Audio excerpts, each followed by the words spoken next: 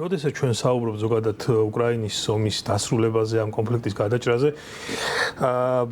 უნივერსალური საშუალება, რაც ყველაზე ეფექტური შეიძლება იყოს, ეს არის ამერიკის და ევროპის ერთობა, ანუ ტრანსატლანტიკური ერთობა, რომელსაც აქვს იმის, ასე ვთქვათ, პოტენციალი, რომ შეაკავოს რუსეთი და გარკვეულწილად რაც მოლაპარაკებების მაგიდაზე დასვას ორივე მხარე და მედიაცია გაუწიოს ან შესაბამისი ნაბიჯები გადადგას, რომელიც აიძულებს რუსეთს, რომ შეასრულოს თავისი იგივე ვალდებულებები, თქვათ, გადაიჭრას ეს კონფლიქტი,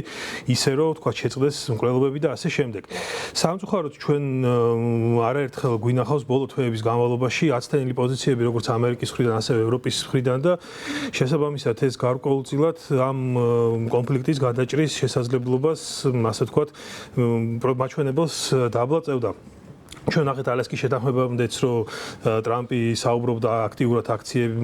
სანქციების შესახებ, თუმცა მე შეხვედრის მერე ნახეთ, რომ რიტორიკა შეიცვალა და ამან კიდევ უფრო მეტი დრო მისცა პუტინს, რომ განახორციელებინა, ასე ვთქვათ, ის ქმედებები, რომელმაც შეიწირა არაერთი ადამიანის სიცოცხლე. შესაბამისად, აქ კრიტიკულად მნიშვნელოვანია, რომ ამერიკის და ევროპის ამერიკა და ევროპა საბოლოოდ ჩამოყალიბდეს ერთიან პოზიციაზე და გადადგას კონკრეტული ნაბიჯები, იმიტომ რომ რუსეთი ისტორიულად ისეთ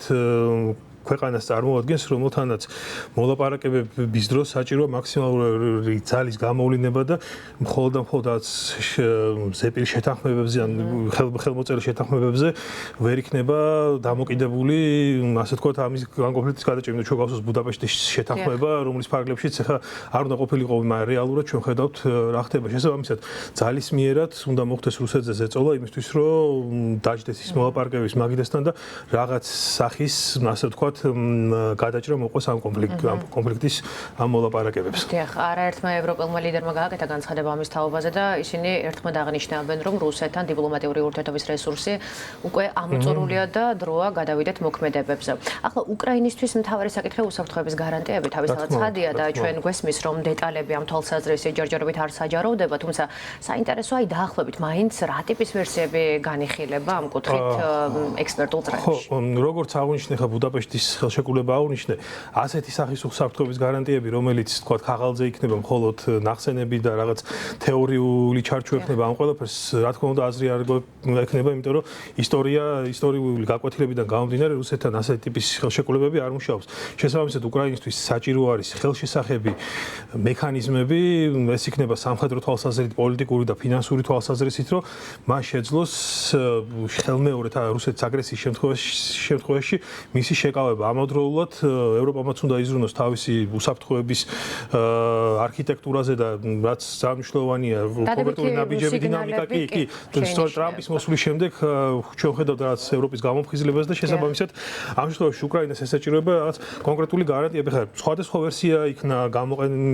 სხვადასხვა ვერსიაზე იყო საუბარი, ერთი ვერსია იყო, თქვა, კონკრეტული ქვეყნების ჯარების განთავსება, თქვა, უკრაინის ტერიტორიაზე, მას შემდეგ რაც მიიღწევა სამშვიდობო შეთანხმება, ასევე იყო არაოფიციალური, ეგრეთ წოდებული დაქირავებული ჯარისკაცებისგან შემდგარი, თქვა, კონტინგენტის განთავსება, ტექნიკის. ამ შემთხვევაში ასევე ერთ-ერთი ვერსიით იყო ის, რომ ამერიკა ესე პირდაპირ არ ჩაერთვებოდა, თუმცა დაიცავდა უკრაინის ცას და შესაბამისად ბევრი, ასე ვთქვათ, ვარიანტი შეიძლება იქნებს შემუშავებული. თავარი არსი არის ის, რომ უკრაინას უნდა ქონდეს ის ხელშესახების შედეგები და ასე ვთქვათ, ის სამხედრო შესაძლებლობები, რომ ხელმეორედ აგრესიის შემთხვევაში რუსეთის შეკავება მოხდეს ერთი მხრივ და მეორე მხრივ უნდა ისე დონემდე მივიდეს რუსეთი ეკონომიკურად თუნდაც, რომ მას დიდი ხნის განმავლობაში აღარ შეეძლოს იმ პოტენციალის ადგენა, რომ ხელმეორედ მოახერხოს რაიმე სახის მასშტაბური შეტევები უკრაინაზე და მათ შორის ევროპაზე, იმიტომ რომ დღის წესრიგში ასევე საუბარია, რომ და საფრთხე მოდის იმისა, რომ რუსეთმა შეიძლება ევროპაზეც განახორციელოს გარკვეული შეტევები. ხო, რომ ეს არ არის ექსკლუზიურად თქვა უკრაინის პრობლემა, არამედ შესაბამისად, ანუ მარტივად რომ თქვა,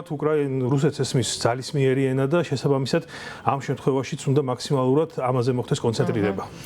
თქვენ თავადაც ახსენეთ, რომ ეს ყველაფერი რაც განიხილება, თქვა, გეგმების ნაწილში იგივე მსურველთა კოალიციიდან რა ტიპის განცხადებები ჟღერდება, ეს ყველაფერი მოხდება ცეცხლის შეწყვეტის შემდეგ, თუმცა ჩვენ ხედავთ, რომ მოსკოვი ამის გაკეთებას არ აპირებს. მაშინ ჩნდება ლოგიკურად კითხვა, რა ბერკეტი აქვს დასავლეთს იმისათვის, რომ პუტინს აიძულოს ომის დასრულება ერთგვარად. მე ვფიქრობ, კი, ამ შემთხვევაში გეთანხმებით მაგაში, რომ ამას ესაჭიროება კონკრეტული რაღაც ნაბიჯები და შესაბამისად რა ხელშესახები ბერკეტი შეიძლება ამ ეტაპზე იყოს, ეს შეიძლება გახდეს მეორადი სანქციები, რომელიც კიდევ უფრო დიდ ზეწოლას მოახდენს რუსეთის ეკონომიკაზე და აიძულებს მას, რომ რაღაც კიდევ დასვას მოლაპარაკებების მაგიდას. ეს რა თქმა უნდა არ არის გარანტირებულად შედეგიანი გადაწყვეტილება, თუმცა ვფიქრობ, რომ მაინც საჭირო გახდება ამ დონემდე მისვლა მით უმეტეს იმ პირობებში, როდესაც ტრამპიც ალაპარაკდა ამაზე და ევროპაშიც გარკვეულწილად არის ამის მზაობა, იმიტომ რომ ჩვენ ვხედავთ, რომ რუსეთს გააჩნია გარკვეული უნარი, რომ ამ სანქციების გვერდი აუვალოს და ადაპტაცია განიცადოს. ჩვენ ვნახეთ ეს 12-ვე პაკეტის პერიოდში, დაწესების პერიოდში, თუმცა ამ სანქციების არცის იმაში მდგომარეობს, რომ ამ სანქციებს მოკლე ვადაში არ აქვს ეფექტი, ხოლმე უფრო გრძელვადიან პერსპექტივაზე არის გათვლილი და ამ შემთხვევაში ეს არის ერთადერთი რამ, რამაც შეიძლება პუტინი დასვას მოყოლებს. არა მარტო და უკრაინის რა თქმა უნდა უკრაინისთვის შეიარაღების მიწოდება, რომ მაგან შეძლოს ვთქვათ შესაბამისი პასუხისგაცემა ერთი მხრივ რუსეთისთვის და მეორე მხრივ თავდაცვა ასევე მნიშვნელოვანი უკრაინის სამხედრო შესაძლებლობები რუსეთის ტერიტორიაზე, იმიტომ რომ უკრაინა ახორციელებს გარკვეულ დარტყმებს უშუალოდ რუსეთის ტერიტორიაზე სტრატეგიულ ობიექტებზე, რაც მნიშვნელოვანი დარტყმა და ზარალი არის რუსეთისთვის როგორც ეკონომიკურად, ასევე სამხედრო თვალსაზრისით. და ამ სამივე კომპონენტის გააქტიურების შემთხვევაში უკვე ვფიქრობ, რომ რაღაც ზურები შეიძლება იყოს ამ კუთხით. სხვაჯერ ამავე თემას ეხმაურება პუტინის ნარატივის გამავრცელებელი ვიქტორ ორბანიც და ის ამბობს, რომ ეს გარანტიები ერთგვარად იმის მანიშნებელია, რომ ახლა სამად უნდა გაიყოს უკრაინა. ეს არის რუსეთის ზონა, ბუფერული დასავლეთის ზონა და სხვაჯერ ანალიტიკურ წრეებში საუბარია კორეის მაგალითზეც. აი, რამდენად რეალისტურად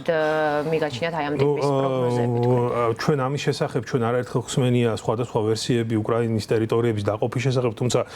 ეს რა თქმა უნდა ეწინააღმდეგება რუსეთის უკრაინის სუვერენიტეტს, ტერიტორიულ მთლიანობას და ანტიკონსტიტუციურია, ესე მარტივად რო ვთქვათ. მეორე მხრივ ესეთი პრეცედენტის დაშვება რომ მოხდეს, ხო, ანუ წარმოედგინეთ, ეს იქნება მთელი მსოფლიოსთვის სიგნალი, რომ ძალისმიერი მეთოდებით, თანამედროვე 21 საუკუნეში ძალისმიერი მეთოდები შესაძლებელია კონკრეტული ქვეყნების საზღვრების ცვლილება, რაც შუა საუკუნეებში ხდებოდა, ხო და შესაბამისად ყველანაირი საერთაშორისო სამართლებრივი ღირებულებები, დემოკრატიული ღირებულებები, რაზეც დღევანდელი განვითარებული სამყარო ყველაფერი დაიმსხვრევა. შესაბამისად ეგეთი ტიპის გადაწყვეტილება ნაკლებად, რა თქმა უნდა, უკრაინისთვის ეს რაც კატასტროფული გადაწყვეტილება იქნება, მაგრამ ეს ასევე დააზარალებს ლიბერალურ და დემოკრატიულ სამყაროსაც. შესაბამისად, ამიტომ მე ნაკლებად თუმცა გამორიცხული არაფერი არ არის, მაგრამ მე ნაკლებად სავარაუდოდ მგონია, რომ უკრაინა რაიმე სახით დათანხმდეს ტერიტორიულ დათმობებს.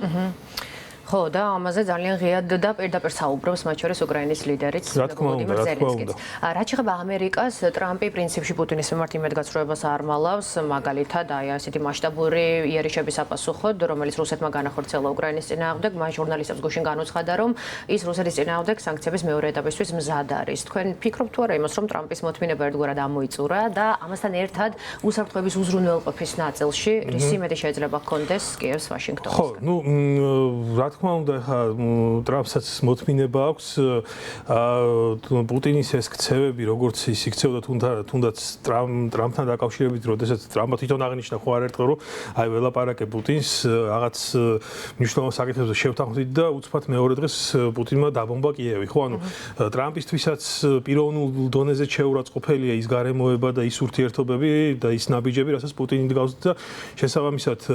ესეთი ეგეთ ასე ვთქვათ, მოქმედებებზე რეაგირების არ გაკეთება უკვე მის იმიჯსაც ანგრევს, რასაც ის ძალიან დიდ ყურადღებას აქცევს. შესაბამისად, ამ კონტექსტში, ასევე ზოგადად სამართლებრივ კონტექსტში და პოლიტიკურ კონტექსტშიც უკვე იმ დონემდე და იმ მნიშვნელობამდე მიდის ამერიკის შეერთებული შტატები, რომ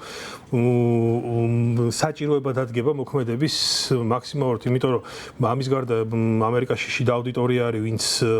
უკმაყოფილო ამერიკის პოლიტიკით უკრაინასთან დაკავშირებით, ასევე სენატში, კონგრესში ხო ანუ იზრდება ნელ-ნელა გარკვეული უთანხმოება და მოთხოვნა არის იმისა, რომ ამერიკამ უფრო გაამკაცროს თავისი პოლიტიკა თან იმ პირობებში, როდესაც ახლოვდება შუალედური არჩევნები ამერიკაშიც, ამერიკა ტრამპს მოუწევს გარკვეული, ასე ვთქვათ, ნაბიჯების, უფრო მკვეთრი ნაბიჯების გადადგმა, რომ ელემენტარულად მხოლოდ მარტო იმიტომაც, რომ აი შიდა ელექტორატის მოზიდვა გააკეთეს, არ მაქვს საუბარი საერთაშორისო განზომილებაზეც და ვფიქრობ, რომ რაღაც პერიოდის მერე ტრამპის პოლიტიკა უნდა გამკაცრდეს რუსეთთან მიმართებით, ასე რომ იმედი ვიქონიოთ, იმიტომ რომ კიდევ ერთხელ დავნიშნე, რომ რუსეთის შეკავების და მოლაპარაკების დასმის, ასე ვთქვათ, საშუალება არის ეს ევროპულ-ამერიკული სიმბიოზი, ეს ტრანსატლანტიკური ერთობა, რომელსაც აქვს შანსი, რომ შეაჩეროს რუსეთი.